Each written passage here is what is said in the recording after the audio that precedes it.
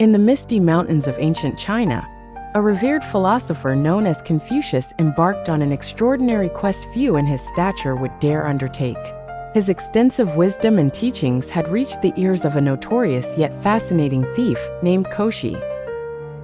Koshi, whose name struck fear in the hearts of many, was known for his intellect as much as for his daring deeds.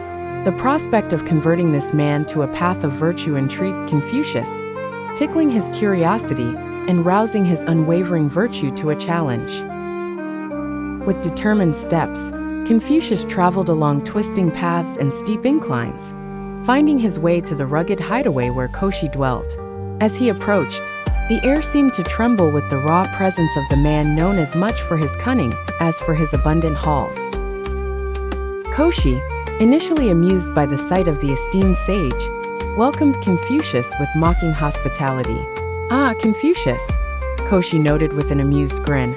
"I've heard much about your teachings and your persistent faith in humanity's goodness. What brings you to the humble abode of a lowly thief like me?" Confucius, with his trademark serene expression, spoke gently. "Koshi, I am here to share with you a different way of life. A life structured around principles that, I assure you, offer greater satisfaction than any treasure your cunning might acquire." Hour upon hour, Confucius shared stories of morality, kindness, and the fulfillment of living a virtuous life. He spoke eloquently of duty, respect, and the harmony that one might achieve within oneself and the world. But as the hours dragged on, Koshi's interest withered. Growing impatient, Koshi interrupted with a laugh that echoed through the rocky outcrop. "You are more childish than a child," he bellowed, his eyes flashing with bemused disbelief. "Your morals might serve you well, but they hold no value for me. If you wish me to understand, teach me of something else, something that speaks to my nature." Koshi's words were neither out of malice nor anger, but rather a plain-spoken truth that resonated even with Confucius.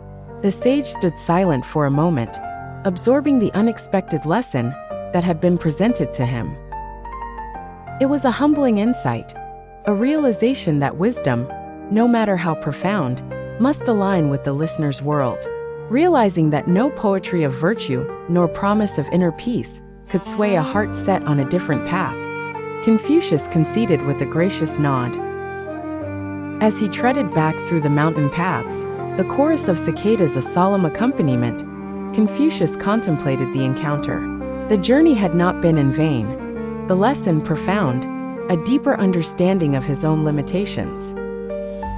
The admonition that not all wisdoms find purchase in every soul. Thus, Confucius returned to his people, not with Koshi, but with an enriched perspective, a poignant story for his followers.